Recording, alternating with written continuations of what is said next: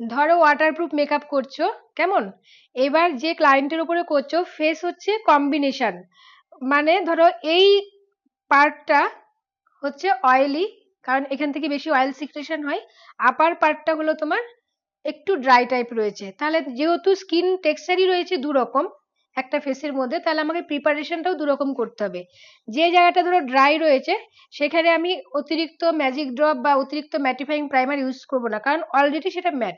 সেখানে আমি কোনো ওয়াটার বেস টাইপের যে প্রাইমারগুলো হয় সেটা ইউজ করলাম, যেমন সাফারেলের ওয়াটার বেস বা অন্য যে কোনো ব্র্যান্ডের। আর যদি পোর থাকে তাহলে পোর প্রাইমার ইউজ করব। আর যে জায়গাটা অয়েলি ছিল সেই জায়গায় আমি ম্যাটিফাই প্রাইমার ইউজ করব, যেরকম ধরো পিএনএফ এর ম্যাটিফাই প্রাইমার রয়েছে রিজনেবলে, রিকোডের এসব বেস রয়েছে রিজনেবলে। যেখানে প্রচন্ড অয়েল সিক্রেশন হবে সেখানে আমরা ম্যাটিফাইটা ইউজ করব, কেমন? স্কিন টেক্সচার বা টাইপ যদি দু রকম হয় তোমাকে প্রিপারেশনটাও দু রকম রাখতে হবে।